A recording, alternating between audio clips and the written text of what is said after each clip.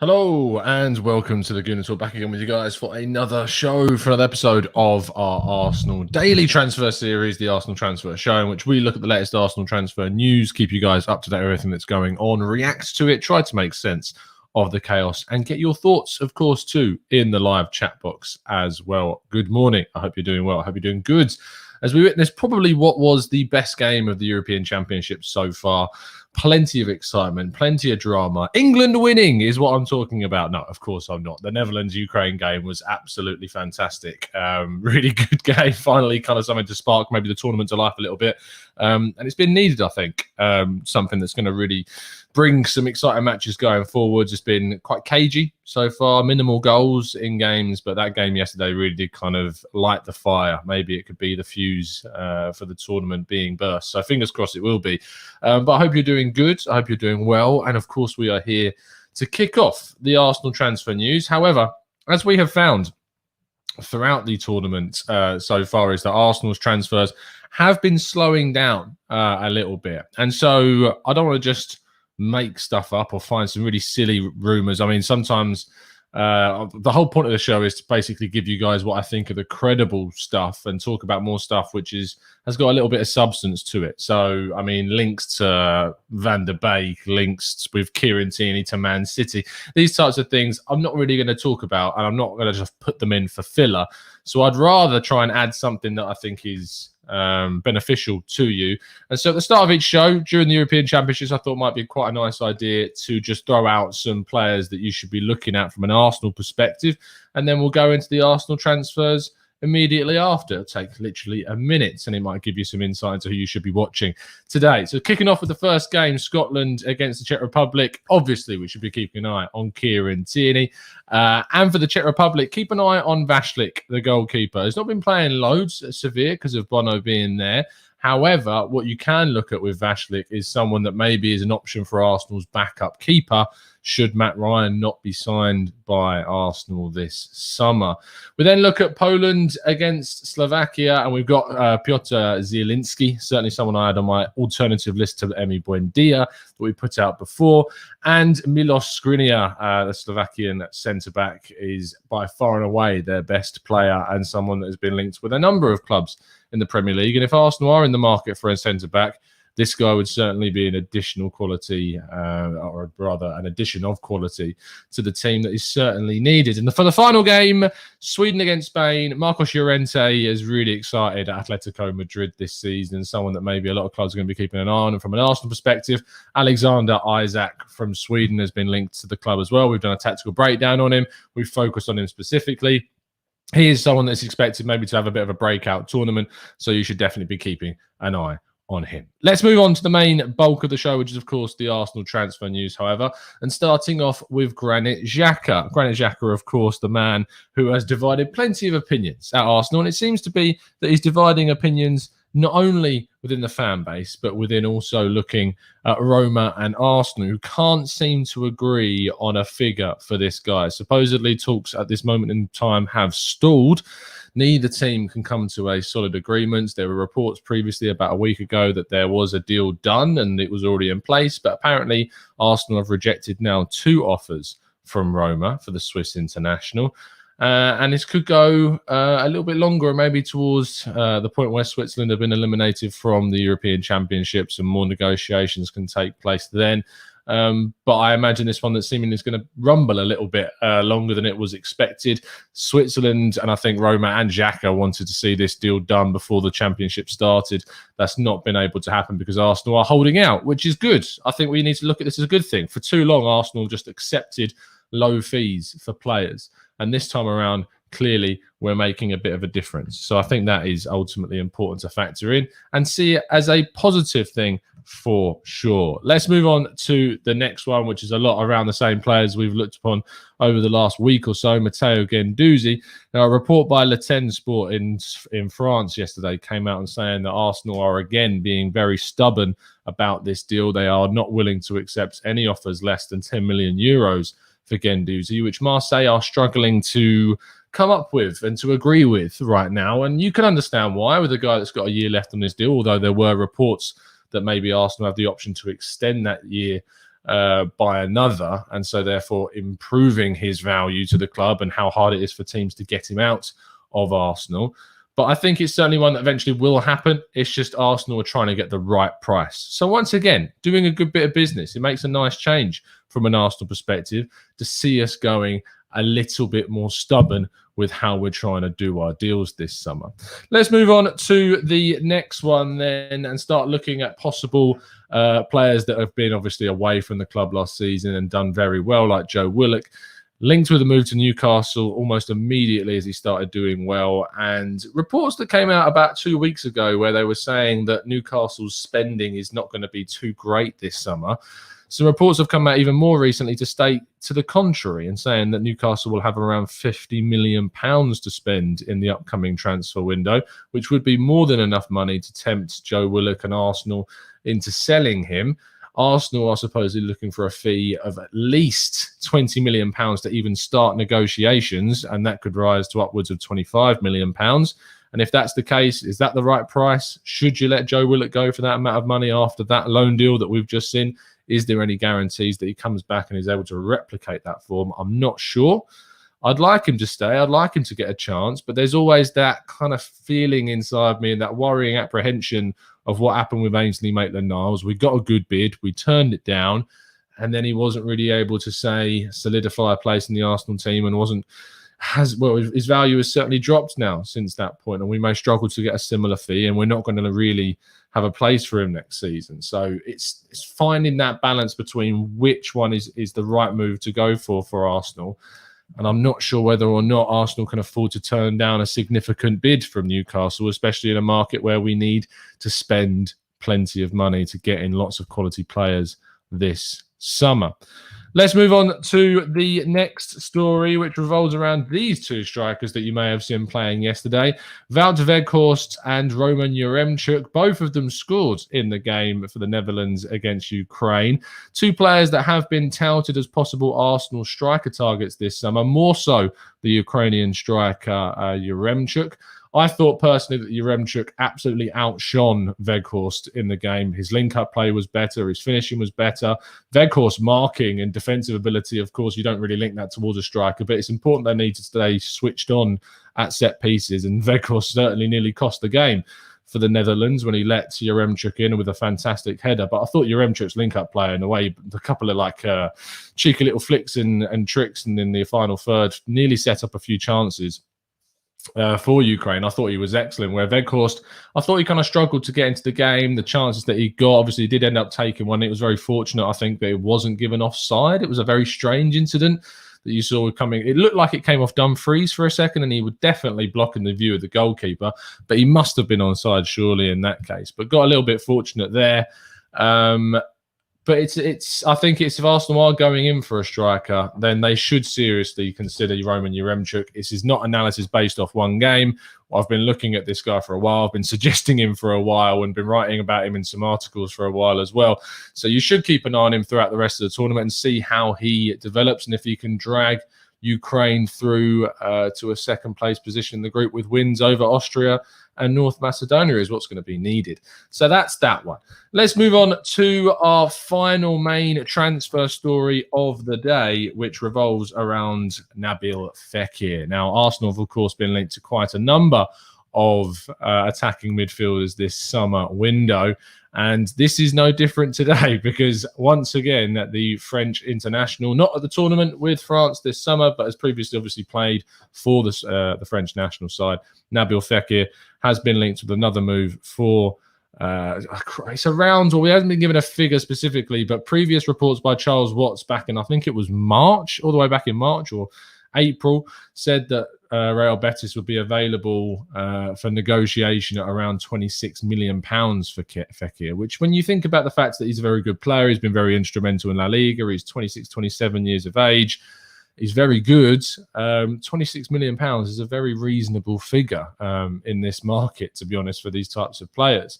And so therefore, if Arsenal are interested, that's the fee that they're going to have to pay for Nabil Fekir. And I think he is someone of real quality. He's completely different to the style of player that we've had at the club. We've had the likes of Ødegaard, Smith Rowe. Fekir is a lot more direct, a lot more kind of motivated to try and score goals himself. He does still create and has shown that, I think, with 3 goals, 3 assists this season. I think he can, if he was playing in a better team, have much kind of a more of an influence on the game. He had suffered with the previous serious knee injury back at Lyon. He's not suffered with many injuries at all at Real Betis and hasn't missed too much time at Real Betis. So injury is not certainly something that you should be too concerned about. I get very kind of hung up on the injury situation because we've seen someone like Partey never have an injury problem, come to Arsenal, have an injury problem. Yes, knee injuries are a big issue in the past, but if you're not seeing that that repetition of injuries after the knee injury has happened, and he hasn't suffered with serious problems at Betis since he's been there, that's not really something that I would be looking at. But he is something that I think Arsenal are going to be looking at seriously, along with a long list of players this summer. So that concludes the main bulk of the news for today, meaning that we do move on, of course, to the final section of the show, which is your guys' thoughts and feelings in the chat box. So if you have got a question, if you have got a thought or a feeling, please make sure you get them into the chat box and we will try and answer as many of your questions as feasibly possible. Philip says, I have been saying since January, why have we not been interested in Phillips? He is class and powerful. I did expect this link to come up almost immediately and see people start shouting from the rooftops that we should be going signing Calvin Phillips after seeing him play very well for England yesterday. He was arguably our best player. According to Jermaine Genius, that was 80% of the facts because he was really good at fouling the opposition, if you were listening to the BBC commentary. But I don't think that the fee that you would see associated with Phillips is going to be worth the player, if that makes sense. I like him. I think he's very good. But for the figure that I think that Leeds would ask for, which is easily going to be upwards of £50 million, I'm not sure that's worth going. The same way I wouldn't go for Martin Odegaard for that price. I just don't think it's worth the player right now, especially when you've got someone like Ruben Neves around who's worth 35 million. You can get him for maybe even less than that.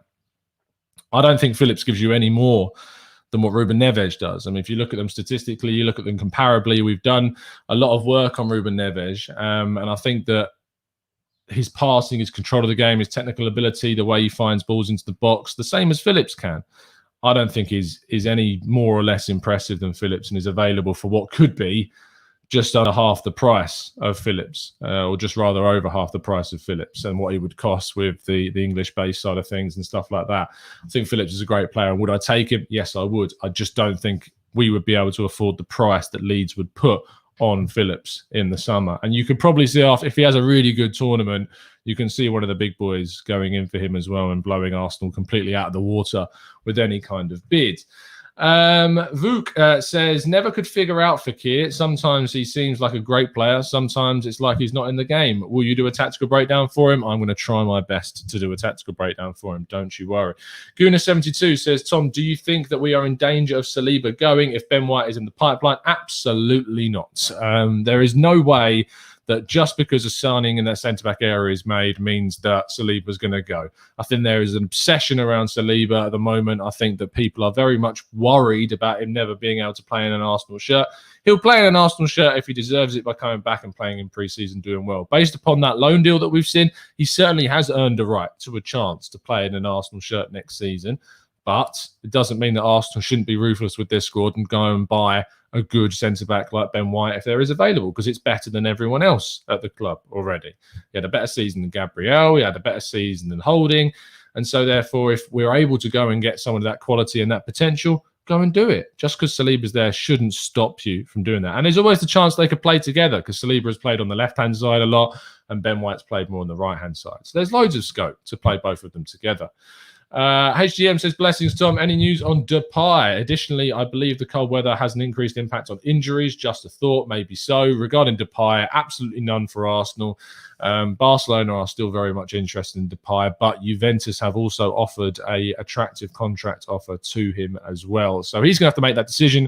He got rid of his agent, so he's negotiating stuff himself with a close group of people around him, I imagine. But my prediction will be he eventually ends up at Barca. But Juve are supposedly pushing hard for a free deal for him from Lyon. Real Yanis says, is it just me, or is football becoming a bit dull because of the micromanagement and not allowing players to express themselves? Good question. Maybe for some teams. I think there are others where teams are given more freedom. I mean, you look at Joe Willock at Newcastle, how much freedom he was given. Maybe that's an example of saying when you give a player more ability to roam and do what they do, they can be much more influential in the game. Do we micromanage? Arteta seems to certainly do that a little bit too much, and maybe next season he can give the guys a bit more freedom. Arsene Wenger used to give the players a lot of freedom, and it would annoy the fan base. Why are you not getting up? Why are you not shouting at the players? Why are you just sitting in your chair? Why are you being loyal to these guys? Why are you not making subs? He used to let them just play, and now we're gone the completely different end of the spectrum, and now we're complaining that they're shouting too much at the players and they're not letting them have enough freedom. So it is interesting how things change very quickly. Abe says, do you fancy doing a breakdown on Yaremchuk or Locatelli? The Locatelli links are quite loose right now. If there is a legitimate link that comes through that Arsenal are really looking at him, then I'll step up the tactical breakdown on him. For the moment, I'm just going to chill on that one. Same with Yaremchuk. We were linked to him from a decent source back in March. That's gone very quiet. I think that's gone quiet because of we don't really know what's going on with the Lacazette situation, the striker situation. But he is certainly someone that I think that if Arsenal were to get linked with, it's a really kind of a smart move. Young, really very different to what we've already got. Good in the air, good with the ball at his feet as well. Not slow whatsoever, and good link up as well. So I think he's certainly a target. But if we get linked to those two, Locatelli and to Yaremchuk, in more kind of credibility and more ferocity, then we will step up the efforts and do a tactical breakdown on those two. But not for the moment until we see some more. I'm not just going to do it for the views. I'm going to do it when it's the right time to do it and there's legitimate links with Arsenal to those players. No Sleep says at least 30 million with add-ons or buyback for Willock, otherwise keep. Why should we sell our players cheaply? Ben White going for 50 million. Is he worth it? No clubs. If no clubs are going to pay it, then there you go. At the end of the day, the demand should what sets the price. It should be what the demand of the players that are, or rather the clubs that are willing to pay. That's what's going to set your price. Obviously, the selling club has got a big control over that. But if there's no one coming in for a player that you want to sell, it's very different for a player that you don't want to sell. So with Ben White, selling club, don't want to sell him, got more control. Player like Kolasinac, player like Guendouzi, player like Granit Xhaka, Arsenal are much more willing to sell them. Then usually the demand is more so setting the price. But we'll wait and see. Mitchell says, Tom Fekir has a dead man's hamstring, doesn't he? Failed a medical at Liverpool. I mean, just because a player fails a medical somewhere a few years back and goes on to have a really successful career is not something I'd get hung up on, to be honest. Yael says, any updates on Max Aarons? None. It's gone very quiet. Arsenal certainly have him on their list of potential right-backs, but he's not. There's no talks, there's no bids, there's no nothing right now, which is a shame because I really wanted us to push for that area. For Gooner72 says football supporters are fickle bunch and we Gooners are terrible for this. 100%. Jashar Josiah says, Tom, did you say that you were going to do a tactical breakdown on our current players? Yes, I think, Jashar, what we'll do is when the Euros are over, when the transfer news has died down a bit and there's more space to do those types of shows, we certainly will. Loan players, young players, throughout the season, we'll do that as well. This is not Alex says, if Willock was Newcastle's player with the way he played for them, they would be asking for at least 35 million. Agreed. Adam says, transfer reporting seemingly deprioritized with the Euros, but it doesn't mean the work behind the scenes isn't going on. Exactly. There is still talks going on. However, it's harder and much slower to get those deals kind of done because the players are so focused on the tournament, and they're basically, if you're a player at the Euros and you're focused on that and your agents coming at you with kind of deals and bids and stuff, you're just like, look, just let me finish the Euros and we'll move on from there, unless it is something like ridiculous, like with the Sancho United situation. Alberto says, Tom, do you think the links of Ben White could change to a back three? Yeah, we talked about this the other day. I think there is all the scope in the world that Arsenal may look to change to a back three. Always got that potential. Mr. Harrison Carnaby says, hey, Tom, is there a good stat for measuring the pace of a player's moves and how fast he moves the ball forward? Xhaka is a progressive passer, but I find he holds the ball and fails to move it on quickly. Tricky one, isn't it? How quickly they move the ball on. Is there a specific statistic that you can use? I mean, when we look at the analytics of passing and we look at where they pass the ball, so to the final third, to the box, forward to backward ratios and accuracy, of course, but how quickly they move the ball is not something that you really have a stat for. It's very difficult to kind of measure that without your eye test. That's why on the tactical breakdowns, I always get an expert on. And so we're not just looking at statistics. I want to get the expert on to talk about the player and give us the eye test from their perspective. So it's very, very difficult to do that, I think. So we will have to wait and see if there's any metrics that ever become available if the technology changes so that we can start measuring that. Anyway, let's round off today's show there. Only a quick one today, which is absolutely fine. It's always good to just keep things compact at times. I'll be back maybe a little bit later on with a tactical breakdown for you guys on some of the transfer targets. Maybe Nabil Fekir, seeing as the links are a lot more legit with him and have been in the past as well in comparison to some other players. Other than that, I'll be back tomorrow morning at 8 a.m. to give you guys all the latest Arsenal transfer information of what there is. Enjoy the rest of the football today. Fingers crossed Sweden can get a result over Spain. You don't usually see me saying that, but I do have them in my other sweepstakes. So fingers crossed Sweden can get a result. Czech Republic as well over Scotland. Sorry, my Scottish friends, but I have got the Czech Republic in my other sweepstake too. So I need those guys to pull through. Fingers crossed we can see a good win for the guys in the tournaments today and some good games as well, of course. I will see you guys very, very soon, I am sure. It's been a pleasure to speak to you. Drop a like on the video if you've enjoyed it and subscribe to the channel as always. It's been a pleasure and I'll see you very, very soon. And as always, up the Arsenal.